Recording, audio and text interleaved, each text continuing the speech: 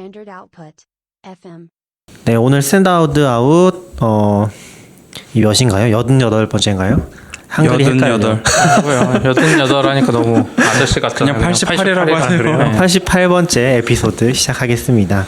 네, 오늘은 저희 인사를 담당해 주시는 너울님이 안 계셔서 바쁘다고 도망가셨어요.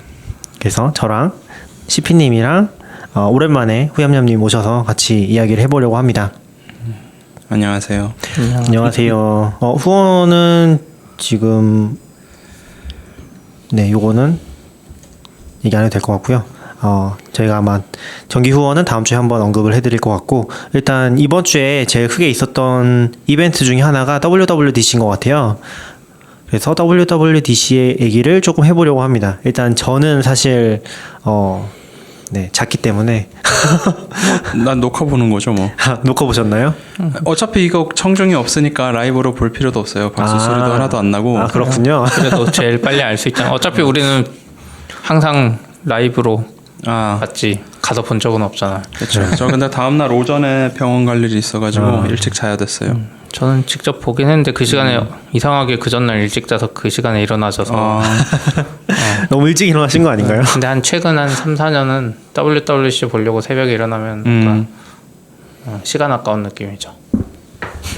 뭔가 재밌는 게 하나도 없어가지고. 재밌는 게 별로 없었죠. 한두 개? 올해는 차라리 괜찮았던 것 같긴 한데 작년이랑 막 이때는 뭐 더 볼 게 없어서 이번에 iOS도 사실 뭐 우선은 제일 눈에 띄는 거 홈 화면에 위젯 들어간 거. 네. 네, 그런 거 보면서 이제 제가 애플을 계속 쓰고 있었으면 지금 아이폰을 엄청 와닿았을 것 같은데 지금 안드로이드 쓰다 보니까 그렇죠. 안드로이드가 거의 초기부터 있던 걸 지금 넣으면서 이제 그렇게까지 해야 되나 이 생각이 또 들고, 또 안드로이드 쓰는 입장에서 저도 그렇고 주변에 안드로이드 쓰는 사람들 보면 위젯을 거의 안 쓰거든요. 그냥 요즘에 샤오미 폰 이런 거 보면 다 그냥 아이폰처럼 써요. 또 애플이 하면 다르려나? 이 생각이 좀 들더라고요. 근데 좀 재밌는 거는 저는 그거는 안 봤고 그 위젯을 홍보하는 영상을 봤거든요. 네. 근데 역시 영상을 잘 만드는구나. 그 생각을 들었어요. 발표도 편집 굉장히 잘했어요. 그래요? 그래서 이런 발표하는 영상 치고 되게 그 영상 자체도 잘 만들었고, 그리고 위젯은 안드로이드 위젯과 약간 다른 거는 그 위젯이 있는 공간에 위젯을 계속 바꿀 수 있는 거? 그 정도? 그거는 유용할 수 있겠다라는 생각은 드는데, 뭐 이것도 써봐야 아직 베타니까 써보기 전에는. 저도 안드로이드 쓸 때는 위젯을 안 썼거든요. 처음에는 뭐 음악 정도 쓰다가 어느 순간 그냥 알아서 재생되고 거 볼 필요조차 없다는 걸 깨닫고 나서 위젯을 안 쓰기 시작해서 이게 얼마나 도움이 될지, 얼마나 편해질지 이건 잘 모르겠어요. 이게 지금 iOS 14 출시를 얘기하는 건가요? 네. 그러니까 지금 13이고 14가 나오면 그 위젯이 들어간다는 거죠? 네네. 그러니까 지금은 위젯이 다 왼쪽 화면에 몰려 있잖아요. 네네. 한쪽 왼쪽 빼야지 나오는 거니까. 근데 이제 그거를 앱을 보여주는 그쪽에다가 넣겠다 이런 건데 위젯이 얼마나 좋은지는 잘 모르겠어요. 그리고 안드로이드에 있는 앱 드로워, 앱 서랍, 어플리케이션 서랍을 이제 앱 라이브러리라는 이름으로 비슷하게 지원하게 됐죠. 그래서 거기 또 뭐 머신러닝으로 자주 쓰는 거 모아주고 뭐 알아서 모아주겠다. 그래서 홈화면에서 지우고 거기 깔끔하게 보니까 거기서 봐라 뭐 이런 느낌. 근데 전 별 의미가 없는 게 전 화면이 하나거든요. 폴더에 다 집어넣으세요? 아니요, 앱을 그 정도밖에 안 써요. 그러니까 폴더에 당연히 앱은 있죠. 애플을 뭐 세팅이나 뭐 이런 건 어느 정도 있는데 홈 화면에 있는 앱 이외에는 거의 안 써서. 저는 근데 약간 패턴 자체가 위젯도 거의 안 쓰고 약간 컴퓨터 쓰듯이 아이패드 쓰듯이 쓰고 있어서 앱을 안 찾거든요. 그냥 무조건 안 찾는 게 아니라 검색하는 검색으로 그냥 그 아이콘으로 찾으면 너무 힘들어서 이미 포기 상태고 화면은 거의 버린 상태고 항상 그냥 서치바로 가서 거의 그렇게만 쓰고 있는 것 같긴 해요. 오히려 편하잖아요. 위에서 아래로 스크롤 다운하면 맞아요. 바로 안드로이드도 똑같고 그래서 또 만들려면 좀 일찍 만들지. 지금은 이제 검색하는 시대인데 앱이 너무 많아서 없는 분들은 상관없지만 앱이 너무 많아가지고 지금은 뭐 저는 이게 이제 들어온 이유가 어쩌면 그거라는 생각도 들어요. 얘네가 A4부터 막 숫자 붙이면서 A12까지 왔잖아요. A12 칩부터 안 쓰는 기능들이 있으면 CPU의 특정 부분을 쉬게 하는 그쪽 연산을 아예 안 하게 해서 네네네네. 배터리 아끼겠다 뭐 이런 걸 넣었는데 그러니까 애플이 옛날부터 계속 얘기하던 건 배터리 라이프였거든요. 꾸준하게 이것만은 꼭 지키겠다 하던 게 이거였으니까 아마 근데 위젯을 쓴다는 거는 진짜로 멀티태스킹을 해주겠다가 된 거잖아요. 네. 그 전까지는 화면 하나만 보여주고 요것만 봐야 돼 해서 뭐 얘네가 멀티태스킹이라고 부르고 있었지만 그냥 백그라운드에서 가끔 돌아가는 거지 멀티태스킹이라고 볼 수 없었는데 네네. 위젯이 들어가면 결국 그걸 어느 정도 지원을 해야 되니까 그랬을 때 배터리 라이프를 보장할 수 있을 수준이 됐다라고 생각이 되니까 이제 넣은 것 같아요. 그렇게 생각하면은 기존의 안드로이드 관점에서는 사람들이 느끼는 어떤 퍼포먼스라든지 배터리 라이프가 엄청나게 다를 수 있었겠네요. 예. 단지 그 이유만으로도. 그렇죠.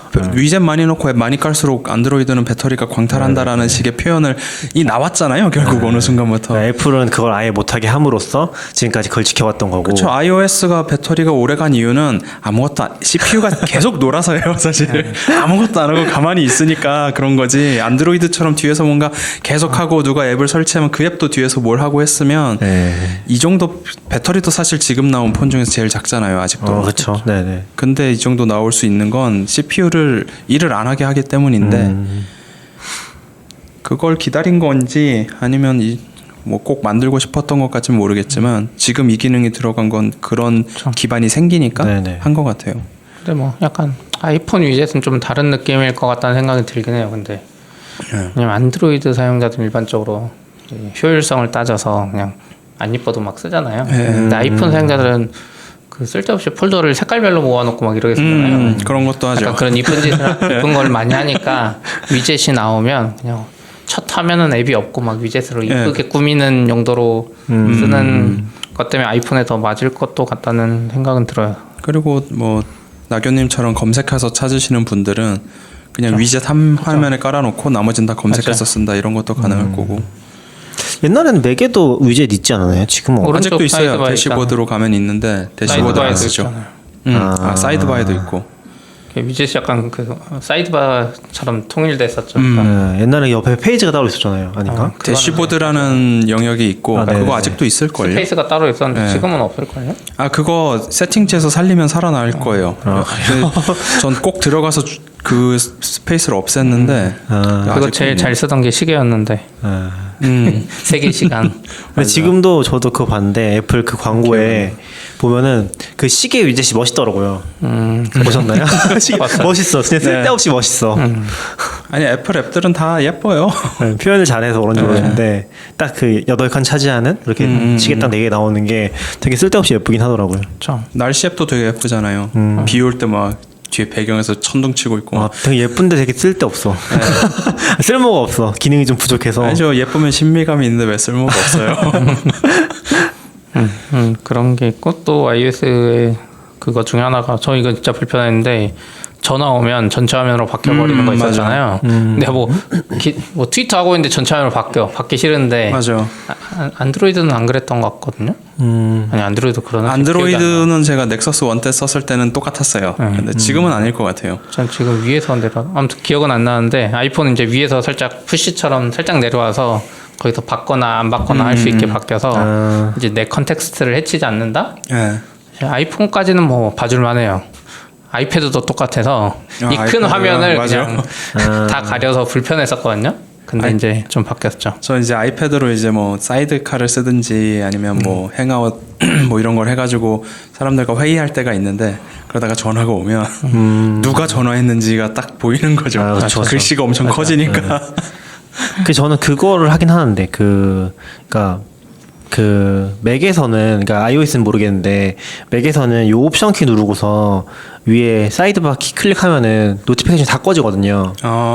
그래서 행아웃이나 줌 할 때는 항상 그거를 일부러 스크린샷 할 때는 무조건 하긴 해요. 그 위에 있는 두나 디스터브를 키는 거죠. 네, 방해금지 모드 켜는 거라 사실 그렇게 안 하고 누른 다음에 스크롤해서 방해금지 모드 켜도 되긴 하죠. 그래요? 저는 근데 아무튼 그런 식으로 했었고 그거 했던 이유가 원래 뭐 그 행아웃이 이건 때문은 아니었고 예전에 이제 발표 같은 거 하면은 항상 뭔가 발표를 할 때 뭐가 뜨니까 그쵸. 그런 게 싫어서 스터디할 때나 그래서 그때 이런 거 팁으로 좀 썼던 것 같아요. 그게 맥OS가 10인가 13부터 전체 화면이 되면 자동으로 Do Not Disturb가 켜지게 그래서 바뀌었어요. 언제부턴가. 그래요? 네. 아무튼 애플이 얼마나 발표할 게 없으면 이런 거 전체 화면이 이렇게 위에서 내려왔다고 이게 메인 발표 내용 중에 하나일까 싶을 정도? 딱 보자마자 그러니까 다들 되게 옛날부터 이것 좀 고쳐줬으면 좋겠다 하던 게 고쳐진 거긴 해서. 그래서 저는 아직 그거 잘 모르겠어요. 전화 받을 때 네.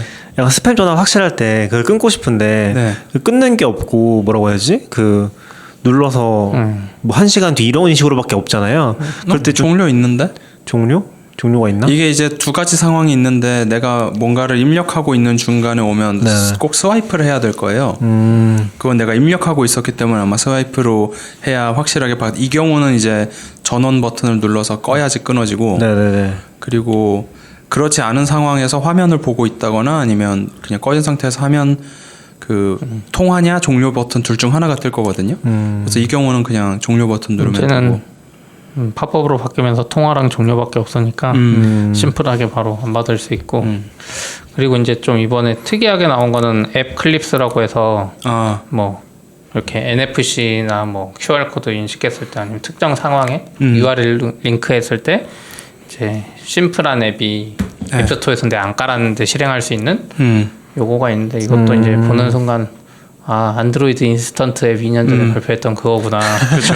딱 그거죠. 근데 약간 다른 건 안드로이드 인스턴트 앱은 그 구글 플레이 스토어에서 쉽게 빠른 버전으로 설치해서 맛보기 하는 느낌으로만 있었는데 애플은 반대로 요거를 이제 QR 코드 인식하거나 뭐 이런 NFC에서 뭐 딱 했을 때 바로 그게 뜨니까 앱스토어에 안 들어가도 돼서 그게 장점이긴 한데 또 여기서 이제 애플만의 그 이 폐쇄성이 또 드러나는 게 그럼 앱을 어쨌든 요즘 서비스는 뭔가 가입을 해야 될 거 아니에요. 이거 차를 타려면 뭐 가입을 하든지 뭘 해야 되잖아요. 애플 로그인. 거기서 애플 로그인으로 바로 할 수 있다.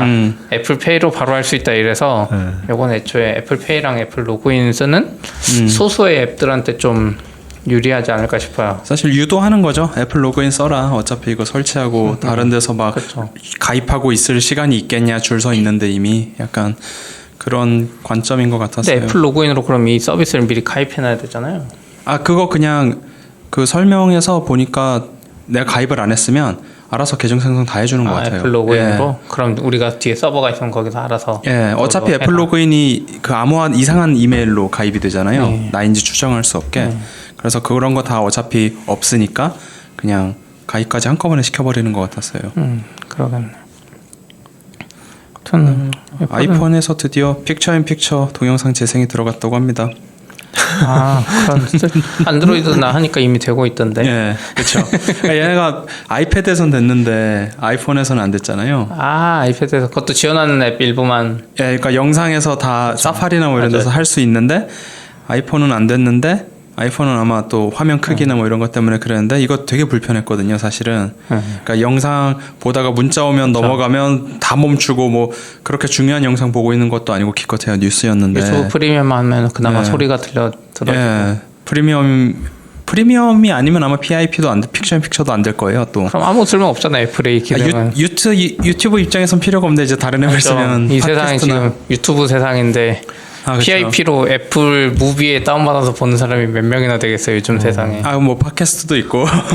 팟캐스트 같은 거는 PIP 아니어도 그냥 소리는 어차피 백그라운드 팟캐스트 되잖아요. 영상을 보는 사람도 있을 수 있으니까. 그것도 애플 팟캐스트를 썼을 때. 그런 거죠. 그러니까 지금 얘기는 그냥 유튜브 세상인 것도 맞고 그런데 구글이 프리미엄이어도 PIP를 안 해줄 것 같아요. iOS에서는 안 해주고 있었어요. 제가 알기론 그래요. 유튜브 앱에서는 아이패드에서 PIP 안 해줬죠. 네, 그러니까 그것도, PIP를 아예 지원을 안 하는 유튜브는 iOS에서는 의미가 없네. 네, 그래서 의미는 없습니다. 안드로이드로 오세요. 안드로이드는 됩니다. 저는 프리미엄 쓰면 다른 방식으로 쓰고 있어서 어쨌든. 그러니까 이게 진짜 저도 몰랐는데 iOS만 쓸 때는 이런 게 확실히 반갑죠. 내가 안드로이드로 옮길 생각이 맞아요. 없으니까. 근데 안드로이드랑 동시에 쓰는 입장에서는 기술적으로 애플이 뭔가 엄청난 걸 내놨다 이런 생각이 좀 줄어드는 것 같아요. 그래서 예전에 제가 레일즈 공부하고 레일즈 쓸 때 좋았던 점이 거의 모든 신기술이 레일즈에서 거의 처음 적용했거든요. 웹쪽 기술. 네, 웹쪽 기술 뭐 그때 뭐 지금은 너무 당연한 그 미니마이즈 하는 거 JS랑 그런 거 그런 거 다른 애들은 거의 안 하고 자바스크립트 생태계에서 잘 안 할 때도 레일즈는 그냥 자동으로 했거든요. 그리고 파일 이름에 해시 넣는 거 이런 거 다 했었는데 그때 좋았던 점이 딴 거 모르겠고 레일즈만 하고 있으면 그런 걸 그냥 습득할 수 있었어요. 내가 노력을 하지 않아도.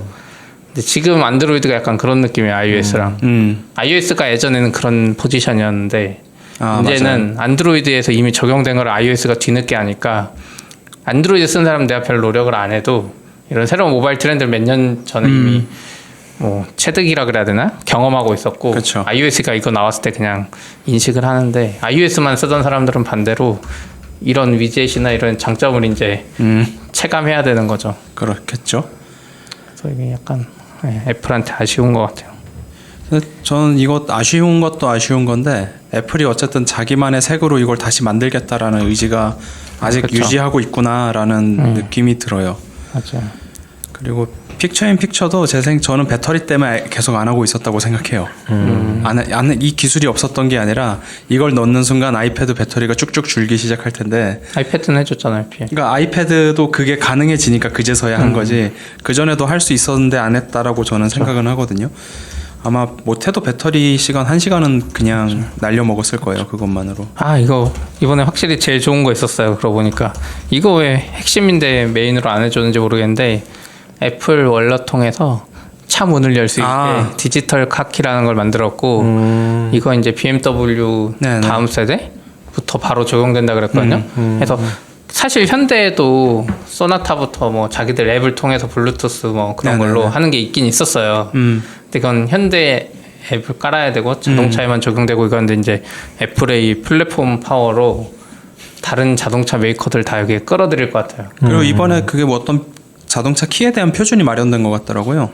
여러 그러니까. 업체들이랑 해가지고 만들었다고 얘기한 거 보면. 안드로이드 쪽에는 없는데 아직. 근데 이제 들어가겠죠. 뭐 그렇게... NFC 통해서 하는 거라서 네. 안드로이드가 하려면 더 미리 할 수 있었을 것 같은데 표준을. 그건 왜냐면 삼성이랑 현대가 있잖아요 우리나라는. 아 그렇죠. 근데 그쪽은 약간 지지부진한데 애플이 이렇게 하는 거 보면. 근데 이제 핸드폰으로 차를 열겠다라는 생각 자체가 잘 안 됐었잖아요. 테슬라쯤 될 때 겨우 나온 걸로 저는 알고 있는데. 테슬라도 있었고 현대차도 한 몇 년 전부터. 그러니까 테슬라 이후에 이제 그쵸. 나온 거지. 어떻게 보면 막 예전부터 이게 되게 좋겠어 이렇게 한 게 아니라 그냥 한국은 저 나라가 저기서 테슬라가 저렇게 했네 그럼 우리도 저렇게 해야지. 해서 이걸로 어떤 표준을 만들어서 핸드폰에 녹여보자 이 생각까지 가는 데는. 테슬라도 정확히는 핸드폰으로 여는 건 아니에요. 아 그건 테슬라 차키가 따로 있고. 핸드폰만으로는 운전할 수 없어요. 네, 왜냐면 차키가 따로 있고 심지어 모델 3는 싸구려라고 차키도 안 주고 무슨 카드로 줬어요. 실물 카드로. 예. 그랬는데 이제 현대차 같은 경우도 마찬가지예요. 그냥 문 열고 이런 거만 했지. 근데 이번에 애플 이 디지털 카키는 핸드폰을 차에다 놔두면 이게 차키로 해서 시동도 걸고 운전도 할 수 있는 좀 더 진보된 개념이긴 하죠. 그래서 이제 앞으로 여러분은 절대 핸드폰을 차에 놓고 잠깐 내리는 것도 해서는 안 됩니다. 근데 장점은 있어요. 이게 애플도 말했는데 그 현대 것도 차키를 공유하는 기능이 됐거든요. 애플도 공유하는 기능이 있더라고요. 네. 그래서 발렛 맡기거나 뭐 이럴 때나 혹은 가족 중에 누구한테 줄 때 차키를 이렇게 넘겨줄 수 있어요. 임시로 며칠간 뭐 며칠 이렇게. 그 휴대폰한테요? 네. 휴대폰끼리? 네. 그래서 그 우리 미국 갔을 때 이번에 테슬라랑 막 이런 거 빌렸을 때 튜로라는 앱 썼었잖아요. 네네. 거기 보면 막 이렇게 키를 주거든요. 근데 이제 그런 것도 필요 없는 거죠. 어떻게 보면 이런 거 서비스도 할 수 있는 거고 좋은 것 같더라고요. 네네네. 카키 괜찮았어요. 이게 핵심이었던 것 같은데 제 생각은. 저도 약간 좀 느끼는 게 그런 거 많이 했으면 좋겠어요. 그러니까 애플페이 이제 한국에 된다. 그게 포기해요. 됐으면 좋겠는데 쉽지 않을 것 같아요. 그런 게 메인 발표에 들어가면 약간 좀 되게 기쁘지 않을까? 그걸 왜 해줘요? 중국도 아니고. 그러니까 그냥 그냥 망상입니다. 애플 실리콘 쓰는 애플 맥이 더 빨리 적용될 것 같아요. 한국 애플페이보다. 그럴 수도 있겠네요. 저는 그런 게 나오면은 되게 다시 또 막 찾아보게 되지 않을까 싶은데 뭐 어쨌건 CP 말처럼 요새 재미없기도 하고 뭐 기본적으로 딱히 크리티컬하게 보는 게 없으니까. 그러니까 약간 저 같은 경우는 뭐 맥이나 iOS 사용하는 패턴이 너무 고정화돼 버려서 기다리는 게 딱히 없는 것 같긴 해요, 기본적으로. 저도 좀 그런 게 생겼고 이번에 저는 다른 핵심으로 생각하는 건 이제 지도에서 전기차 충전소를 거쳐서 목적지로 가는 기능을 지도 앱 중 최초로 넣었는데 한국에선 별로 의미가 없죠. 아니 뭐 한국에서도 아니요, 이게 아니라 애플 맵으로만 되니까. 그러니까 애플 맵도 그런데 사실 이런 기능은 팀앱이나 이런 애들이 하는 게 낫지. 이걸 OS 플랫폼 사업자가 자기 앱 이거 사실 따지면 그 요즘에 그 MS 담당자가 뭐라 그랬잖아요. 이거 독점 그거 IE 집어넣은 거랑 똑같은 거예요. 애플 구글이랑 지도 앱들이 있는데 애플 자기 앱에다 넣었는데 이거를 이런 앱은 메인 발표할 때 할 거리가 되나. 근데 뭐 이제 잘 안 쓰니까 사람들이.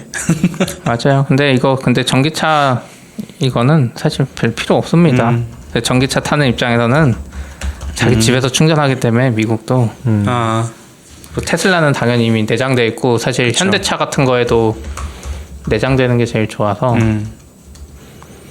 근데 애플 카플레이 뭐가 있었는데 발표한 게 그게 카키였나? 기억은 안 나네요. 카플레이는 이제 뒤에 배경 바꿀 수 있게 됐고. 아 맞아요. 엄청난 거예요. 배경화면을 바꿀 수 있어요. 되게 보면서 이제 저 정도를 신기술이라고 말해야 될 정도로 추가할 게 없다라는 생각이 들 정도로. 너무 완성형인가요? 그러니까 사실 요즘 스마트폰 쓰면서 여기서 뭘 할 수 있겠어라는 생각이 슬슬 다 부딪히고 있잖아요. 인텔에서 어느 암으로 순간 바꾸는 거. 뭐 그런 거나 그런 것도. 결국 저도 스마트폰을 쓰면서도 이런 게 됐으면 좋겠다라는 생각을 이제 못 하게 될 정도로 이게 제가 익숙해져서 그런 거거나 아니면 진짜 더 넣을 게 없거나 둘 중 하나인데. 발전을 이미 많이 했죠. 이제는 뭐 이 다음에 바라는 건 안경에 들어가는 거 정도는. 네, 뭐 그런 식으로 기계의 형태가 바뀌는 거를 다 기대하고 있지. 기능은 이만하면 충분해라고 다들 생각하는 상황이라 그냥 사람들이 아무리 스스로 아는 게 모른다라고 하더라도 그거를 찾아내는 건 더 어려운 거잖아요. 그렇죠. 저는 그런 관점에서는 CP가 아까 말한 디지털 카키 같은 게 엄청 좋아졌다고 느끼는 게 뭐냐면은 약간 이제 휴대폰이 개인을 인정한 수단이 됐다 생각하거든요. 그러니까 무슨 말이냐면 핀이라는 게 생각해보면 말이 안 되잖아요. 너무 짧은 패스워드로 이걸 인증하는 게 말이 안 되는데 핀 앞에 사실 개인 인증, 본인 인증을 통해서 이 휴대폰이 진짜 네 거라는 걸 확인한 다음에 그 다음부터 핀을 해주는 거잖아요. 그게 들어가면서 뭐 금융이라든지 이런 게 더 간단해진 건데 카키 같은 것도 사실 그런 컨셉으로 이 휴대폰이 너라는 아이덴티티를 인증함으로써 그게 합쳐지면서 그걸로 할 수 있는 부분들이 좀 더 많아진 게 아닌가? 예, 그런 포인트들이 된 있는 것 것 같아요. 같아요. 네. 그래서 이거 카키는 보면서 전 그 생각했어요. 이제 핸드폰을 잃어버리면 그렇긴 하죠. 차도 못 몰고 맞아요. 집도 못 들어가고. 신용카드도 싹 사라지고 어떻게 보면 이제 특히 이런 애플페이 쓰는 사람들은 저거 없어지면 이제 뭔가 무고자가 되는 건가? 무연고자 뭐 이런 게 되는 건가? 근데 저는 이번에 그건 제 생각 들었거든요. 그러니까 물론 예전에도 이제 타임머신 백업 같은 게 있었는데 이번에 이 아이폰 SE를 아이폰 SE 세대로 바꾸면서 거기에 뭔가 이상한 그림 같은 거 나오면서 이걸 찍어서 연동을 시키면은 네네. 바로 이전이 되더라고요. 네. 물론 그래서 그게 이제 클라우드에도 있을 것 같은데 그런 걸 쓰면은 뭐 휴대폰 잃어버려도 그게 완전히 사용되지 않는다는 게 보장만 된다면은 바로 새 거 사서 예, 그렇죠. 오히려 더 그래서 빨라지지 않을까? 아이클라우드 이용해가지고 그 핸드폰 당연히 막아버릴 수 있고 다 그렇긴 한데 문제는 잃어버린 순간이죠. 그렇긴 하죠. 그때부터 복구하는 시간까지 데이터를 이전하려면 QR코드를 찍어야 되는데 그 폰은 지금 없고 일단 폰을 사야 되는데 투팩도 안 되고 카드가 없고 폰을 이제 동공에 이식하고 해야죠. 뭐 그런 식으로 뭐 하든가 뱃속에다가 디바이스 넣고. 그래서 근데, 약간 아까 말한 디지털 카키 뭐 인증 수단이라고 이야기했잖아요. 네네. WWDC 바로 다음쯤에 타이밍이 요상하게 SK랑 통신사들이 하는 패스 앱이라는 게 있어요. 그 우리 요즘에 그 핸드폰 본인 인증하다 보면 꼭 나오는 앱이 있거든요. 깔라고 PASS. 네네 거기 앱 통해서 지금 우리나라 자동차 면허증을 거기에 등록해서 할 수 있게 나왔다는 기사가 또 바로 나왔어요. 그러네요. 그럼 이게 애플은 되는지 모르겠는데 적어도 이것까지 되면 자동차 운전할 때 면허증도 가지고 다닐 필요가 없는. 맞아 그 얘기가 있어요. 그 물리 면허증을 폐지한다? 뭐 이런 얘기가 그 전에 있었고 그게 앱으로 바뀐다? 근데 이제 이게 완전히 하지는 못하고 통신사 통해서 어떻게 한 것 같아요. 통신사는 개인 인증이 어느 정도 되니까. 그렇죠. 이거 좀 애매하네요. 아이들도 인증 수단 이런 거 등등 생각하면 스마트폰 없는 사람도 있을 텐데 그 물리 카드를 폐지하는 게 맞나? 약간 그런 거는 이제 정부가 해야지. 그러니까 이 기사가 올해 초부터 얘기가 좀 있었던 것 같긴 하거든요, 한국에. 그러니까 네. 스마트폰에다가 면허증을 집어넣고 원래는 면허증이라는 게 의무적으로 갖고 다녀야 되는 거잖아요. 예. 이렇게 여러 가지 이유에서. 근데 그럴 필요 없어진다. 그런 얘기를 들었던 것 같긴 해요. 근데 쉽게 말한 것처럼 그게 맞춰서 나왔나 보네, 다시. 뭐 이렇게 시점이 되면 비슷해. 차량 등록증도 넣어뒀으면 좋겠다. 그건 모르겠어. 차량 등록증 쓸 일 없잖아요. 어차피 그 근데 그 카피에서 차 안에 이미지로 차 안에 꼭 넣어놓잖아요. 넣어놓으라는 게 이제 법이잖아요. 왜요? 아 그래요? 그러래요. 예, 그게 법이에요. 그래서 차이 없는데? 차에다가 꼭 넣어놓고 있는데. 그런데 뭐 이제 차에 불났다. 그럼 타서 사라지는데 이게 무슨 의미가 있는 거죠? 분명히 백업이 있을 텐데요. 그러면서 봤던 것 중 하나죠. 그거 하고 또 다음 애플이 은근 한 건 많아요. 예, 되게 많이 했어요. 그거 있죠. 제일 중요한 거 암으로 넘어가겠다고. 정확히는 애플 실리콘이라고 말하는 애들은 계속 애플 실리콘. 맥 OS도 이제 예, 그렇죠. 맥 OS가 아니라 맥OS 넘어가기 전에 그거 아이패드에서 재밌게 본 게 그 두 개만 하자면 검색창에다가 글씨 쓰면 인식해서 입력해 주는 거랑 에어팟에 그 스페이셜 오디오 기능을 넣어줬어요. 그래서 5.1 채널 같은 거 보면서. 보면 이제 가상 하는 거랑 게임 같은 거 할 때 가상이 된다 이건데 가상 서라운드 사운드를 해주겠다 이건데 문제는 애플에 게임이 별로 없죠. 재밌는 게. 그래요. 윈도우에서 쓰면 되죠 그 에어팟을. 그거는 에어팟에서 해주는 게 아니라 아이패드나 맥에서 해주는 거예요. 에어팟에서 해주는 거 아니야? 아니에요. 에어팟 발표할 때 했는데 그거. 에어팟에 그 기능이 들어가는데 아이패드에서만 돼요 지금은. 이게 또 왜 그러냐면 화면을 보고 있는 곳에서 내가 고개를 돌렸을 때 그 왼쪽 귀를 계속 따라오면 더 이상 그 순간 공간감을 잃어버리거든요 듣는 사람이. 그래서 그게 내가 고개를 돌렸을 때도 더 멀리 다른 쪽에서 들려오듯이 만들어줘야 되는 거랑 화면을 돌렸을 때 화면을 따라서 소리가 또 움직여줘야 된다 뭐 그래가지고 지금은 아이패드하고 에어팟에서만 될 거예요. 이거를 뭐 확대해도 아마 에어팟 혼자서 이거를 해주는 기능은 없을 것 같아요. 애플 펜슬 그거 신기하더라. 걔들은 스크라이블 그렇게 부르던데 그냥 그 검색창 말고 애플의 공식 그 텍스트 필드라는 컴포넌트 쓰는 모든 입력창에 다 되는 거거든요. 물론 영어랑 중국어까지만 된다고. 한국어도 돼요. 거기 근데 나온 거 보면 영어랑 중국어를 영어 쓰다가 중국어 쓰면 바로 인식된다고. 그러니까 데모에서는 영어랑 중국어만 했는데 얘네가 그 공식 지원한 것 중에 여기가 한국어가 없었나? 약간 다른 거 같은 게 이거 애들이 말한 건 그거예요. 필기 인식이 일반적으로 영어를 인식할지 한국어를 인식할지 정해버리잖아요. 근데 영어랑 중국어는 섞어서 쓸 수 있어요. 그러니까 다 섞어서 쓸 수 있는 것 같아요. 기본적으로는. 아마 그걸 목표로 하고 있겠죠. 얼마나 잘 될지 모르겠는데 예를 들어서 영어랑 뭐 러시아어는 좀 생긴 게 비슷한 글자들도 있잖아요. 근데 어차피 뭐 한국어로서는 기대하기 힘든 거 아니에요? 네, 안 될 것 같아요. 아니요, 근데 그 굿노트나 이런 거 보면 한국어도 은근히 잘 돼 있어서. 그래요? 근데 애플은 해줄 이유가 없잖아요. 근데 약간 저는 이게 이번에 근데 번역엔 한국어가 없는데 뭐 하나에 한국어가 있어요 이번에. 저는 근데 어떤 생각이 드냐면은 그 유튜브를 보면은 유튜브에 한국어가 있었네? 음성 인식 기능이 엄청 완벽하잖아요. 영어 쪽은 거의 그렇죠. 백인 남성의 음성 인식 거의 100% 완벽하잖아요. 네. 근데 거기서 나오는 한국어의 인식 수준을 생각하면은 결국에 그게 떨어지는 차이에 따라서 이게 일정 뭐라고 하지? 스레셜드를 못 넘으면은 사람들이 쓰느냐 안 쓰느냐 그게 딱 정해져 버리는 것 같거든요. 네, 한글이 잘 돼도 뭔가 잘 안 되면은 좀 만족하지 못해서 안 쓰게 되는 거죠. 맞아요. 그런 게 좀 있을 것 같아서 한국어는 좀 힘들지 않을까 항상 느끼는 거지만 아쉽게도. 네. 그리고 이번에 그 글씨 인식, 필기 인식 관련된 기능들이 막 추가되면서 노트 앱이 또 많이 발전을 했더라고요. 그래서 그건 좀 좋겠네요. 굿노트를 제가 쓰고 있었는데 그걸 보면서 iOS 14에서 다시 노트로 넘어가는 걸 한번 생각해봐야겠다라는 생각을 했어요. 한국어 안 될 것 같아. 지금 애들 공식 뉴스룸에 그러네요.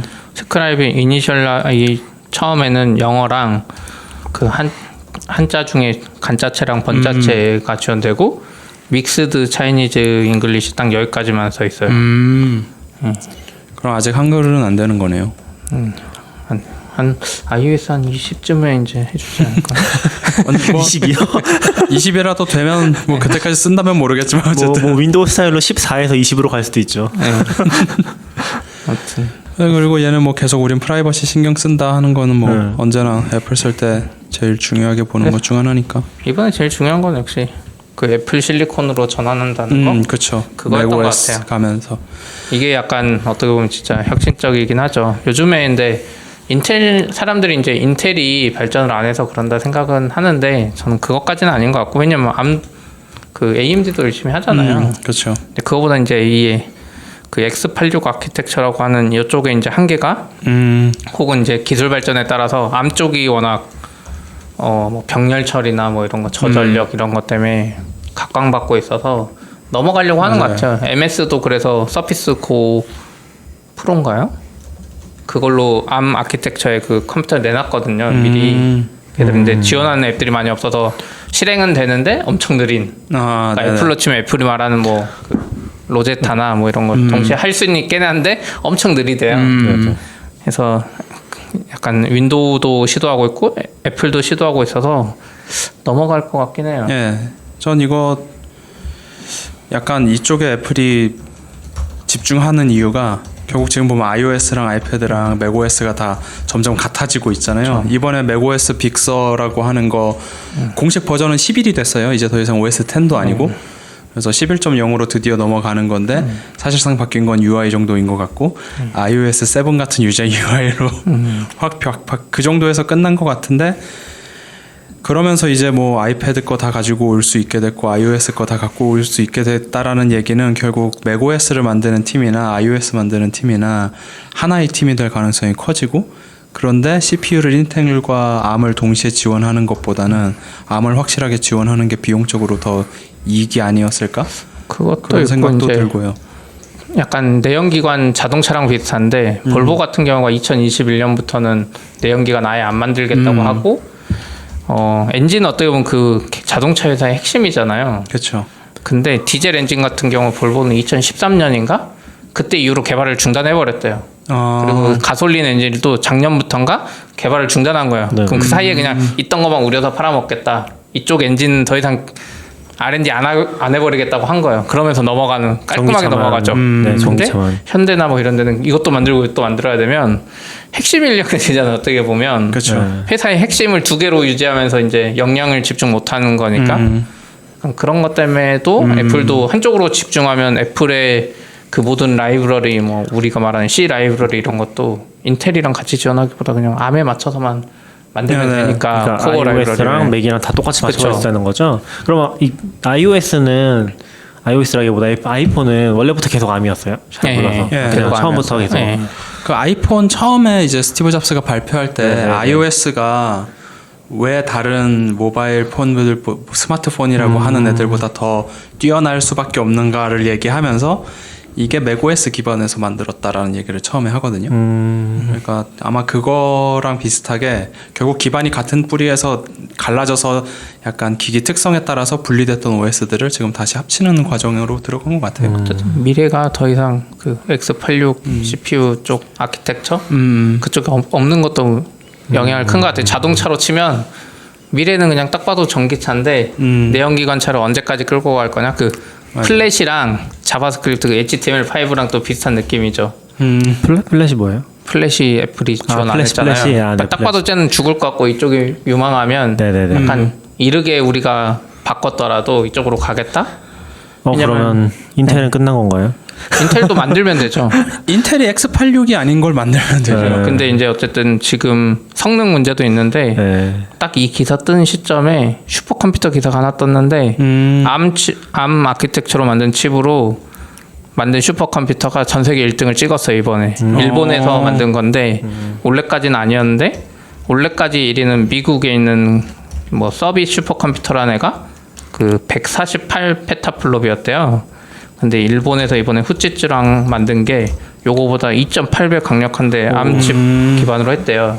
그러니까 이게 뭔가 세상이 바뀌는 느낌에 있는 거죠. 진짜 X86의 어떤 기본적인 한계 같은 게 있긴 있나 보네요. 뭔지 그러니까 잘 모르겠어요. 예전에는 오히려 X86이 좋았던 시절이 있었던 것 같고 근데 기술의 발전에 따라서 저도 이쪽은 잘 모르지만 이제는 암 프로세서가 각광받는 시대가 됐고 마침 이 암 프로세서에 대한 특허라 그래야 되나요? 그게 있는 회사를 손정희가 투자한 거죠. 그 몇 조. 소정이 예. 네네. 암홀딩스. 예, 거기가 라이센스를 가지고 있어서 애플이 만들면 그쪽에 라이센스비를 주긴 해야 되나 봐요. 설계랑 별도로. 그러니까 큰 흐름이 거기에 있는 것 같아요. 근데 그럼 궁금한 게 윈도우 데스크탑도 암호로 쓸 수 있는 게 있어요? 예, 애플이 그러니까 윈도우가 그걸 만들었어요. 그거 하면서 이제 지금 예, 서피스 고 프로인가? 프로 X 그거 만들면서 만들었어요. 그래서 윈도우즈 10 on ARM이라고 하는 게 또 있네요. 네, 그래서 그게- 아마 그거 용으로 쓰는 것 같고. 근데 이제 아직 불편하긴 하지만 윈도우도 이제 윈도우는 내놓고 둘 다 지원하면서 네, 오래 네. 빨리 가는 거고. 그럼 가는 진짜 거고. 데스크탑의 CPU 시장이 바뀔 수도 있겠네요. 지금은 암이 데스크탑 CPU로 팔리진 않을 거 아니에요. 그쵸. 조립 PC 만들 때. 네. 사실 데스크탑이라고 보기보다 뭔가 컴퓨터의 모든 게 암으로 네. 절대 다수가 암으로 넘어가는. 우리도 조금만 있으면 AWS에 떠가지고 그거 더 싸서 그거 쓰게 되는 시점이 올 수도 있어요. 네네. 전 요즘 실험하고 있는 것 중에 하나가 파이썬 스크립트를 짠 뒤 람다에서 내 로컬에 있는 걸 람다에서 돌리는 거거든요. 그냥 파일만 업로드하면 되는 거니까 그런 게 되는지 그냥 이것저것 실험해 보고 있는데 진짜 그런 식으로 다 가버릴 수도 있죠. 이번에 요 빅서에서 나오면서 되게 재밌다고 생각했던 것 중에 하나가 MS랑 애플이 어떤 문제에 접근하는 방법이 되게 다르다라는 생각을 했어요. 윈도우즈는 그냥 8 나오면서부터 그냥 모바일도 8으로 뭐 이거를 아예 하고 그걸 처음부터 목표로 하고 그렇게 딱 출시 아예 해버리고 사람들이 좋아하든 말든 사람들이 그거를 어떻게 받아들일지보다 이게 결국 최종 방향이야라고 하면 처음부터 그 방향을 딱 걸고 네네. 그쪽으로 계속 거기만 집중해서 윈도우즈 10에서 점점 이제 빛을 보고 있는데 애플은 iOS, iPadOS, macOS를 조금씩 합치다가 이제 점점점 합쳐나가는 방식을 취하는 거 보면 근데 윈도우즈 10이 처음에 그거 했다가 거의 망한 거 아니었어요? 저 망했죠. 망했죠. 잘 안 됐어요. 그러니까 어쩔 수 없었던 것도 있고 어떻게 보면 MS가 모바일에 대한 경험이 적어서 네. 모바일 OS는 아예 접었고 그래서 이번에 나올 서피스 듀오라는 폰도 안드로이드 기반으로 나오고 대신 그 모바일과 PC의 통합을 안드로이드를 윈도우가 잘 지원하는 방향으로 했죠. 제가 유튜브에도 찍어놨는데 안드로이드 폰 쓰면 윈도우에 이제 애플 그 동기화되듯이 메시지 다 뜨고 카피할 수 있고 막 이런 식으로 아예 방향을 그런 식으로 바꿔버렸죠. 됐군요. 우리가 모바일 못한다 생각하고 오늘 접근 방식이 그런 부분이 달랐던 것 같아요.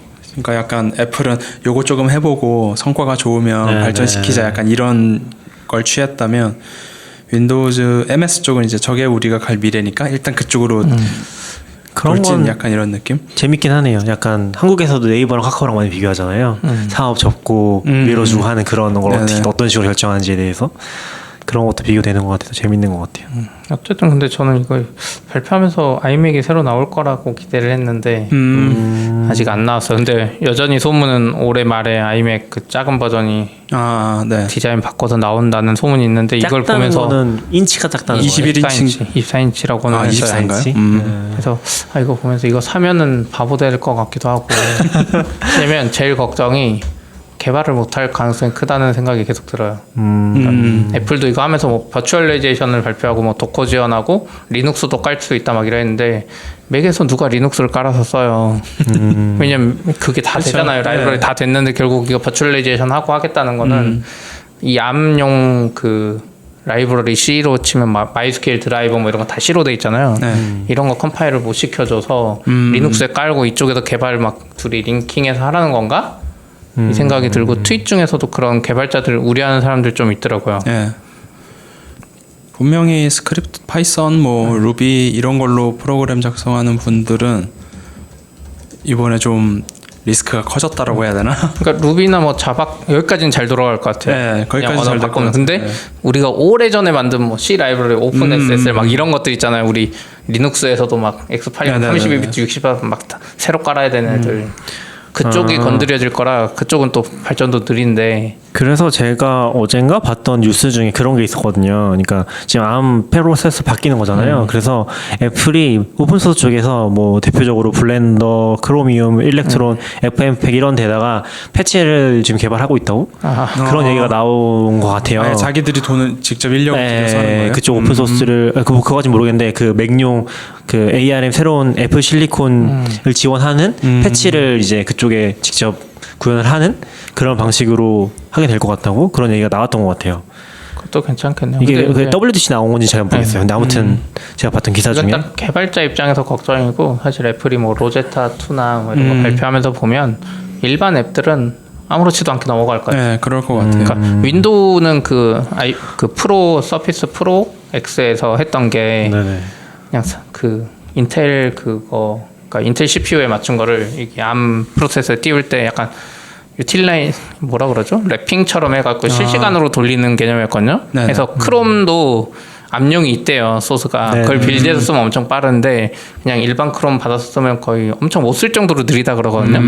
근데 애플은 지금 발표한 거 보면 로제타 같은 경우는 미리 변환해서 실행하는 거라서 적어도 일반 사용자들이 쓰는 앱은 어느 정도 쓸만할 것 같고 예. 뭐 엑셀이나 뭐 어도비나 이런 큰 앱들은 또 2년 있으니까 예.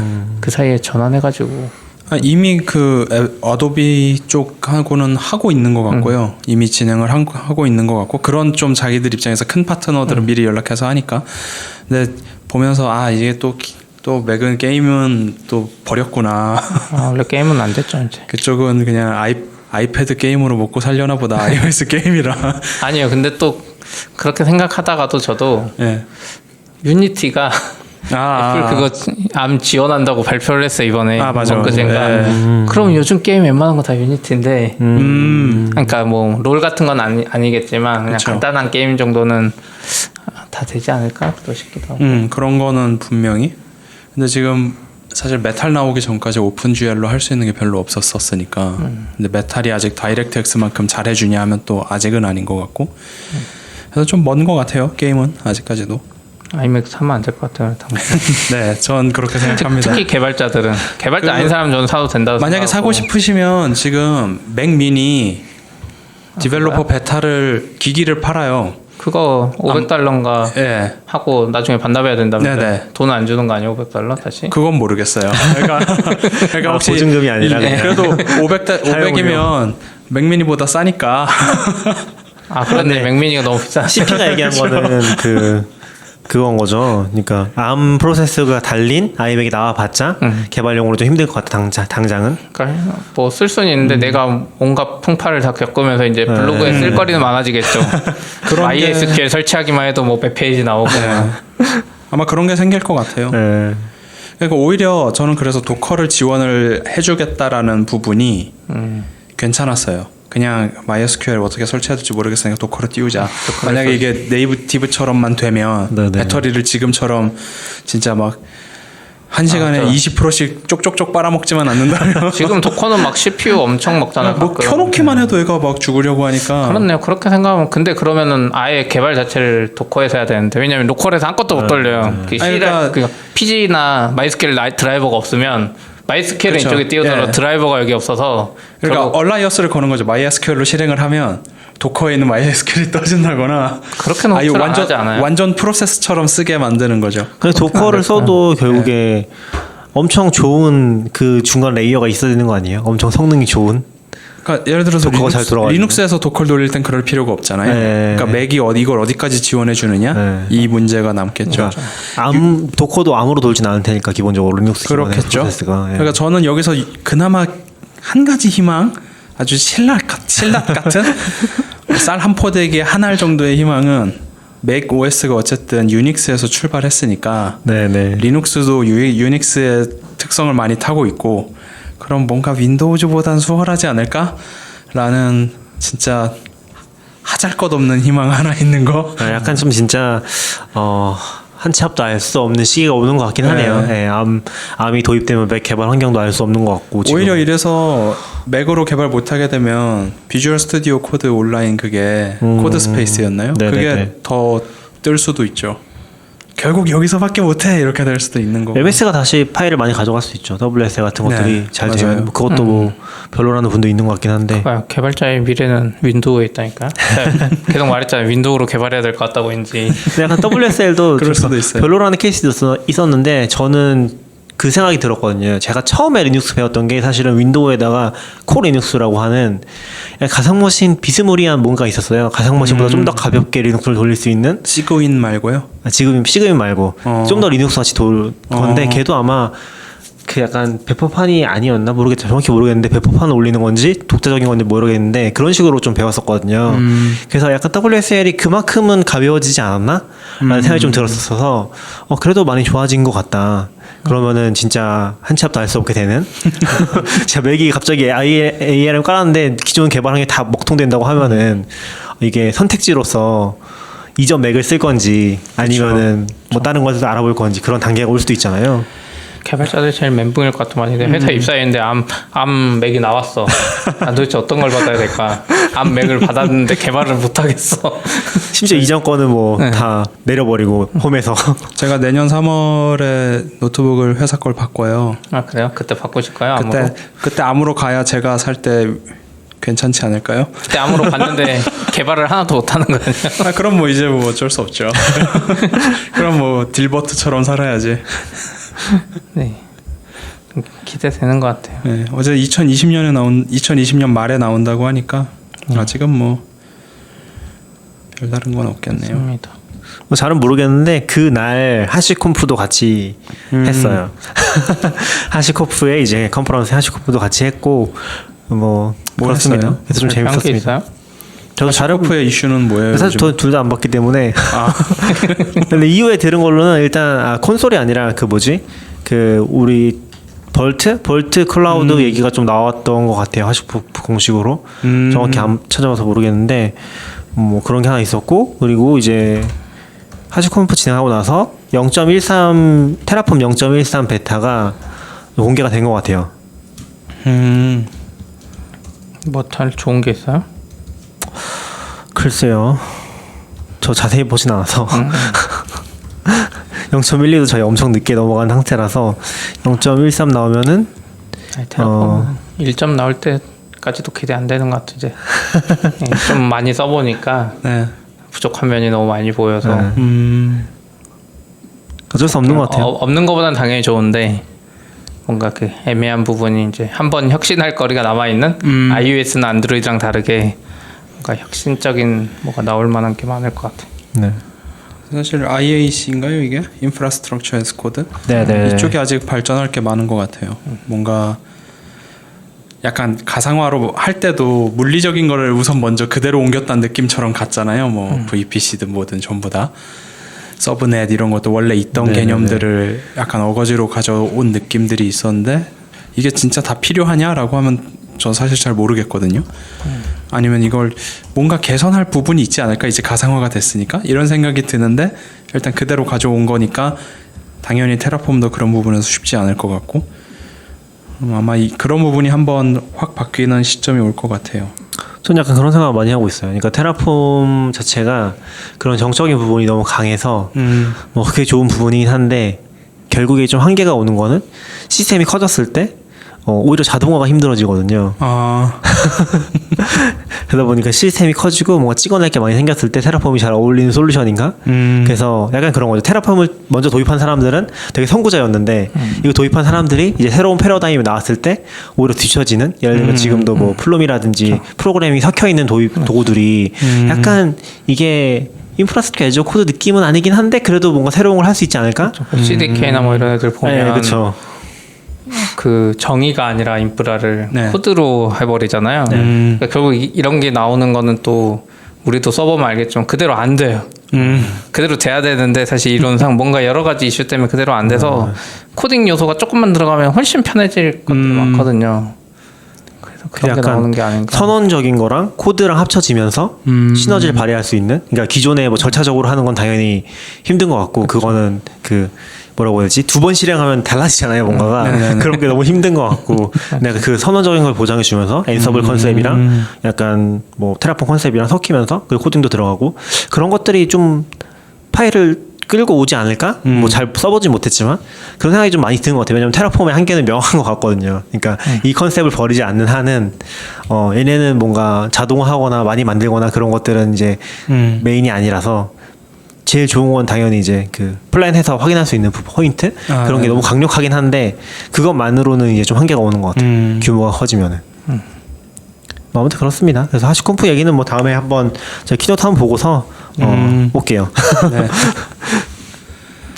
아 그리고 이 iOS에 지금 재밌는 게 하나 들어왔던데 iOS 14가 지금 베타 공개됐나 봐요. 그쵸? 예. 거기에 보니까 그게 들어갔나 봐요. 그 프라이버시 추적하는 기능으로 어느 앱에서 백그라운드 앱이 클립보드를 가져가면은 그걸 보여주는 게 기능이 들어갔나 봐요. 그래서 그런 기능을 켤 수가 있는 것 같은데 그걸 누가 켜봤더니 틱톡이 다른 앱에서 뭐 입력을 할 때마다 모든 클립보드로 다 가져간다고? 클립보드 다 그거 가져간다고? 근데 캡처하면 자기 앱 아니었어요? 모르겠어요. 저 잠깐 봤을 때 자기 앱 같았는데. 틱톡? 네. 근데 어쨌건 그거를 키스트로크 할 때마다 뭐 자기 앱이라고 해도 그걸 계속 복사해서 가져가는 거죠. 클립보드 가져가는 거죠. 그 액션이 계속 위에 떠요. 글자를 입력할 때마다 위에 클립보드에 그 틱톡이 복사했습니다. 여기 계속 떠요. 그게 틱톡이라는 앱을 쓸 때예요? 그 정확히 모르겠어요. 지금 저도 그게 지금 이거를 누가 트위터에 올리셨는데 제가 잠깐 트위터를 공유해 볼게요. 같이 봐주시면은 44비츠 채널에 제가 올렸습니다. 느려. 틱톡인가 이게? 제 틱톡 앱을 잘 안 써봐서. 뭐 그런데 이거는 예전부터 있어서 틱톡 말고 뭐 제가 항상 말했지만 영어 사전 앱이나 뭐야 자동 입력한다고 뭐 SMS 카피 뜨면 저쪽에서 바로 뜨고 이런 거 다 클립보드 쓰는 거였어요. 그래서 이미 많았고 저는 애플이 개인정보를 그렇게 중요시하면서 그 API를 지금 풀어준 지가 한 몇 년 되거든요. 다른 앱에 클립보드 가져가는 거 이걸 왜 애플이 그냥 풀어줬는지 이해할 수 없었고 계속 그랬는데 이번에서야 이거 한 건 그나마 다행인 것 같아요. 그래서 지금 아마 뭐 토스나 뭐 이런 애들도 마찬가지고 클립보드 활용 많이 하거든요. 그래서 그런 앱들은 좀 난리 나지 않을까?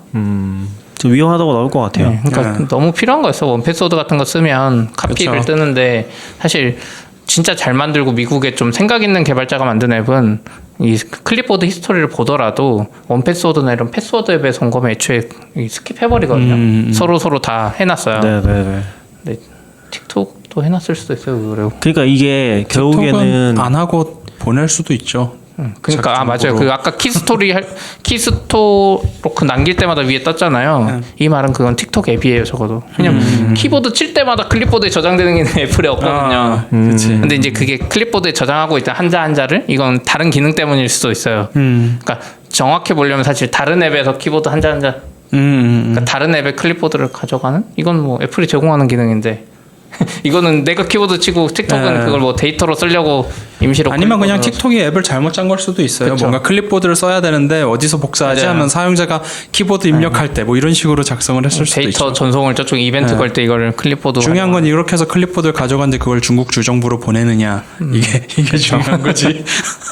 보내도 돼요.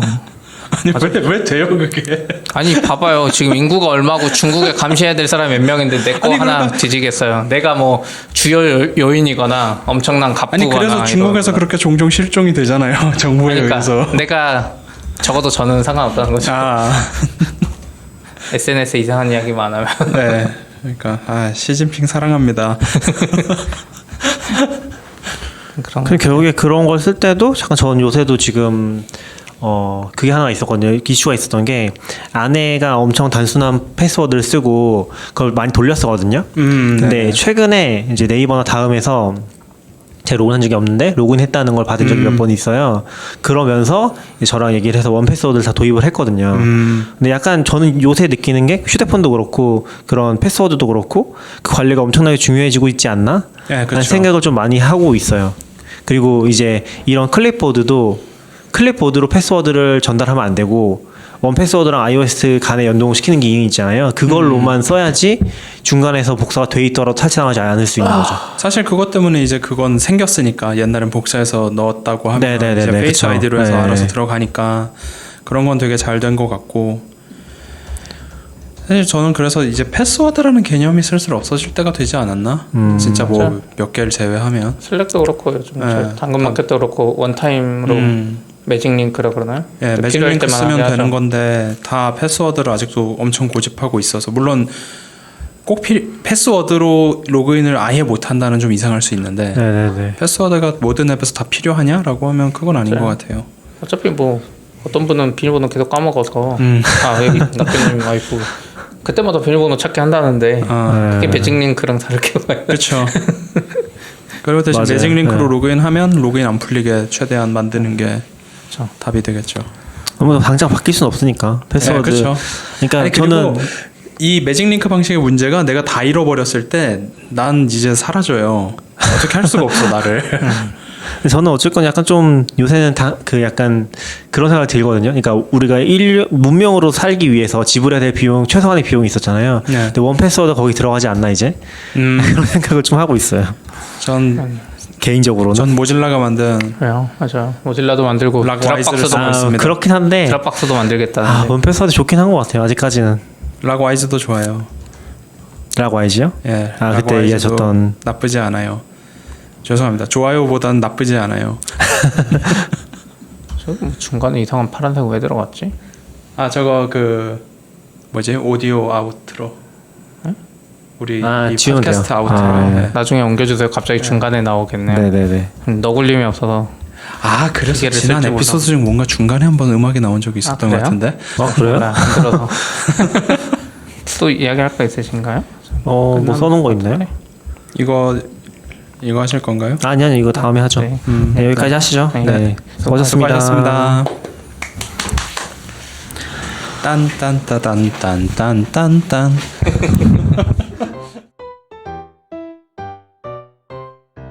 Standard output. FM.